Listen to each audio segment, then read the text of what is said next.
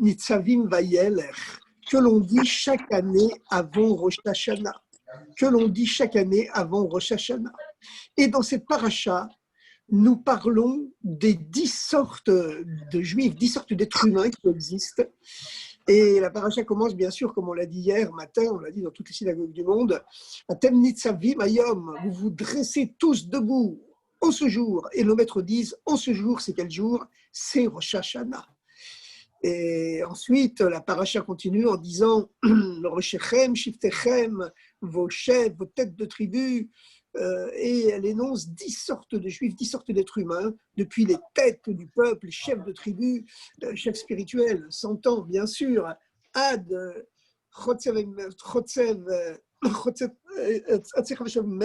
jusqu'au coupeur de bois et au puiseur d'eau. Ça veut dire du plus haut jusqu'au plus bas.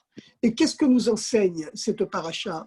Elle nous enseigne justement, en continuant en disant les avrecha bivrit, pour entrer dans l'alliance. Pourquoi? Parce que pour entrer dans l'alliance avec Dieu, la nouvelle alliance, la deuxième alliance qui suit celle du Mont Sinaï, 40 ans auparavant, eh bien, il faut l'unité entre les 10 forces de l'âme qu'on a en nous et entre les 10 sortes de juifs qui existent. Vous savez que Dieu se manifeste par le chiffre 10. Un ami mathématicien, pour ceux qui l'ont connu, c'était Raymond Sicurel.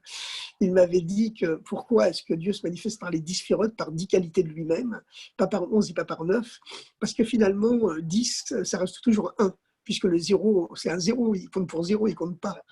Donc le 10, c'est vraiment l'expression de l'unité divine, l'expression du 1. Et donc, comme nous sommes créés à l'image de Dieu, nous avons tous ces 10 forces en nous.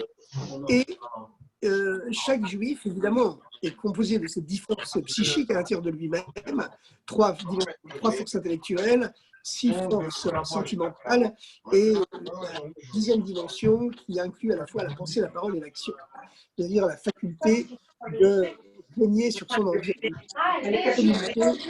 avec son environnement. Si on pouvait arrêter de parler en même temps que moi, parce que ça fait un bruit de fond un peu désagréable. Merci beaucoup.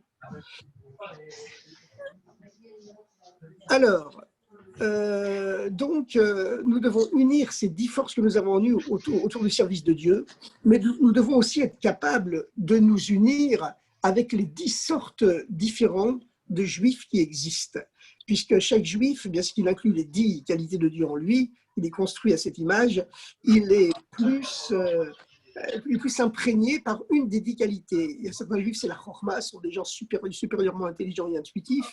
Il y en a d'autres, c'est la bina, ce sont des gens qui sont supérieurement analytiques. Et il y en a d'autres qui sont chesed, ils sont des gens généreux et bons, ils sont plus dans les sentiments que dans l'intellect, etc., etc. Et donc, il faut l'unité, être capable de s'unifier avec tous les juifs que nous rencontrons, même si nous sommes profondément différents d'eux quelquefois.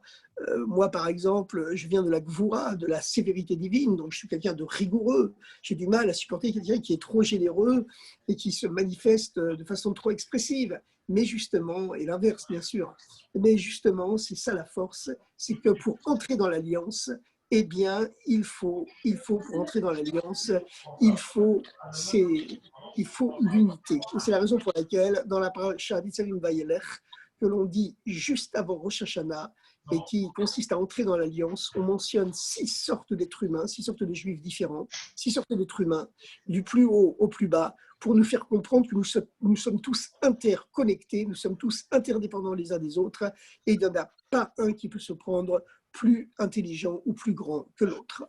Parce qu'il aura toujours besoin d'un plus petit que soi, comme le dit le proverbe. Ça vaut pas cher. On connaît l'histoire de ce grand rave, Reb Hillel Paritcher, qui avait des questions très très profondes sur le traité talmudique des évaluations, le traité Arachin, et il voulait les poser à Rabbi Shimon Zalman, qui était le premier rabbi de Lubavitch. Et chaque fois qu'il arrivait pour poser ses questions au rabbi, le rabbi avait déjà quitté l'endroit, il avait quitté la ville. Alors un jour, après avoir plusieurs échecs, il s'est dit c'est pas possible, il y a un complot spirituel en haut qui s'est fait contre moi, qui m'empêche de rencontrer le rabbi. Il a décidé de prendre les devants, la meilleure défense, c'est l'attaque. Et bien entendu, il a pris les devants, il a appris dans quelle chambre d'hôtel le rabbi allait résider quand il irait dans la prochaine ville. et il s'est caché sous le lit de la chambre d'hôtel du rabbi. Et quand le rabbi est rentré, vous savez que le rabbi Shlomo Zalman, quand il s'exprimait dans la vie de tous les jours, il s'exprimait toujours sur le ton de l'étude de la Torah, le ton chantant qu'on a dans les yeshivot quand on étudie la Torah. Et il est rentré dans la salle, dans la chambre d'hôtel, et le chassid, il n'était pas encore un chassid, mais en tout cas c'était un très grand rave, il était caché sous le lit, et il s'apprêtait à sortir pour poser sa question sur le traité des évaluations. Et il a entendu le rabbi qui parcourait la pièce en chantant sur l'air habituel de l'étude de la Torah. Quand un jeune homme a des questions sur le traité des évaluations, il ferait mieux de commencer par s'évaluer lui-même. Et ça l'a tellement ému qu'il s'est évanoui. Quand il s'est réveillé, eh bien, le rabbi était déjà parti. Et il n'a plus jamais le rencontré. Par contre, il est devenu un chassid de son successeur, le Admor Haïm. On a chacun notre maître qui est là pour nous influencer, pour nous éclairer. C'est comme ça. Alors, chers amis, aujourd'hui, je m'excuse pour ce retard. Je n'ai pas pu rester très longtemps, mais nous allons quand même parler de la Parashat Haazinu. Parashat Haazinu, c'est le fameux cantique du témoignage où Moshe Rabbeinu prend à témoin le ciel et la terre du contrat d'alliance entre Dieu et le peuple juif. Parce que vous savez qu'il existe deux niveaux d'unité. Il existe le niveau de Echad et il existe le niveau de Yachid. Echad, c'est un, mais c'est une unité qui inclut différents pôles opposés, toute une pluralité, toute une multiplicité. Le Aleph de Echad symbolise évidemment l'unité de Dieu, mais ensuite il y a la lettre Chet qui symbolise l'union des sept cieux et de la terre, le spirituel et le matériel. Et ensuite, tel que ces dimensions spirituelles et matérielles s'incarnent dans le Dalet, les quatre points cardinaux, les quatre dimensions de l'espace. Donc, c'est une unité à partir d'une pluralité, tandis que Yachid, c'est le niveau de l'unique. C'est le niveau de l'unique, le niveau où Dieu est tout et tout est lui, où Dieu est tout et tout est, où tout est lui. Dieu est tout et tout est Dieu. Et donc, ça, c'est un niveau, bien sûr, beaucoup plus haut. Mais le but, justement, c'est que l'unité de Yachid, l'unicité, soit révélée dans l'unité, dans la pluralité. Mais pour cela, eh bien, justement, il faut être capable d'unifier les 10 forces qu'on a en nous, et il faut surtout être capable de s'unifier avec tous les autres êtres humains. Et cela, c'est pour rentrer dans l'alliance. Alors, pourquoi est-ce qu'on répète encore une fois l'alliance, alors qu'elle avait déjà été mentionnée au Mont Sinaï? Eh bien, c'est que le Mont Sinaï, c'était 40 ans auparavant, et les Juifs venaient de sortir d'Égypte, ils étaient comme un nouveau-né qui était complètement pur, ils avaient le niveau de tzaddik qui n'a jamais péché. Entre-temps, il y a eu le péché du veau d'or, il y a eu la rébellion pour ne pas rentrer en Eretz Israël, et cette folie qui a poussé les Juifs à retourner dans le désert, à vouloir retourner dans le désert. Il a fallu que Dieu intervienne et en les condamnant à errer et à tous mourir dans le désert. Donc c'est une nouvelle génération qui a besoin d'une nouvelle alliance parce qu'on va rentrer maintenant dans le monde matériel, on va quitter le désert, cette spiritualité absolue pour rentrer dans la relativité du monde matériel afin de purifier le monde matériel et de l'élever. Et c'est ça le véritable but. C'est la raison pour laquelle il a fallu cette nouvelle alliance. Eh bien, c'est cela, Rosh Hashanah, c'est qu'il faut, Rosh Hashanah, on se prépare à rentrer dans le monde matériel pour élever le monde matériel. C'est la mission du peuple juif, c'est la mission de chacun de nous. Et cette alliance ne peut devenir effective, encore une fois, que si on est capable de s'unifier avec tous les êtres humains qui sont autour de nous, même s'ils sont complètement différents de nous. Et donc, voilà, c'est ce qui prépare la venue du Mashiach. Alors, vous savez que, comme on prépare Rosh Hashanah, on va dire une histoire du Baal Shem Tov. Le Baal Shem Tov avait un gendre qu'on surnommait le Deutsch. Ses parents habitaient en Allemagne. Il était le mari de Odel, la fille unique du Baal Shem Tov, qui avait aussi un fils. Et un jour, il a demandé la permission au Baal Shem Tov, après plusieurs années d'études chez le Baal Shem Tov, d'aller visiter sa famille. C'était 3 mois avant Rosh Hashanah. Il a dit, dans 2 mois, je reviens. Le Baal Shem Tov lui a dit, prends quand même un chauffard. Il s'est étonné, mais il n'a pas répondu. Or, sur le chemin du retour, il y a eu une tempête, son bateau a manqué faire naufrage, et finalement, il a trouvé refuge sur une île, et il a été obligé de passer là-bas Rosh Hashanah. Et il n'avait pas de minyan avec lui, il était désespéré. Le matin, il s'est trempé au mikvé, il a sonné les 100 sonneries du chauffard, il était tellement ému de tout seul sur cette île qu'il s'est mis à pleurer au milieu de sa prière. Et toute la foule s'est attroupée autour de lui. Et le roi de cette île qui passait par là s'est demandé ce qui se passe. On lui a dit, c'est un fou qui se trempe dans l'eau. plein de fois, à l'époque, ce n'était pas encore la mode des bains de mer, et qui sonne du corps de bélier, et qui dit des mots en chantant des mots complètement incompréhensibles, et qui se met à pleurer au milieu, tout en sonnant de la trompette. Le roi l'a observé, il a dit, à mon avis, c'est pas un fou. Il a commencé à discuter avec lui, l'a amené dans son palais. Il y avait peu de distractions et d'activités sur cette île. Il y avait souvent un bateau qui passait tous les mois, tous les 15 jours.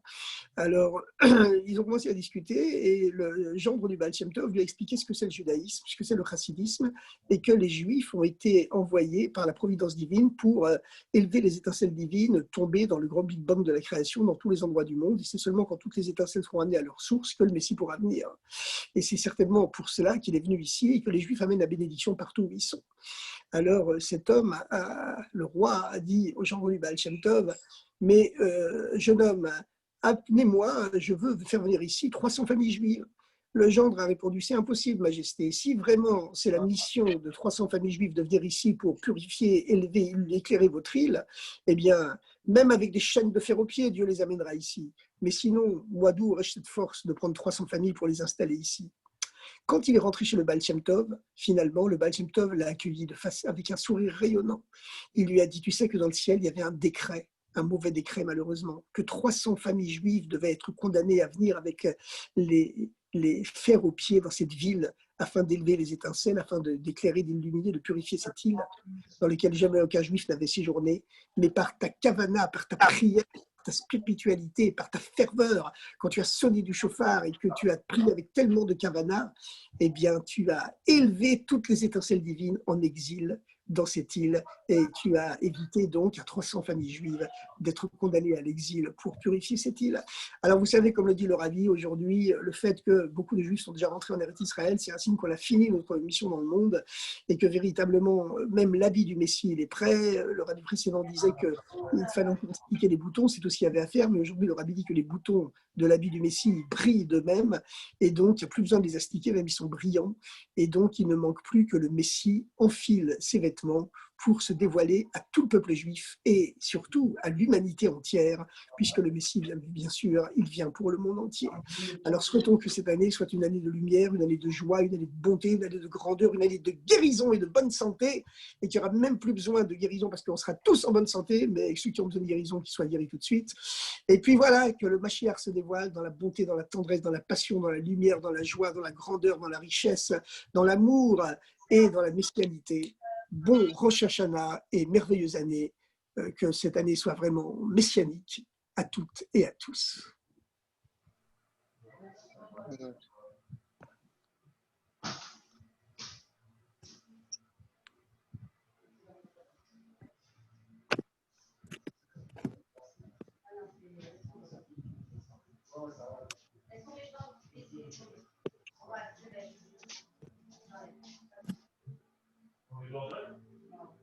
D'accord.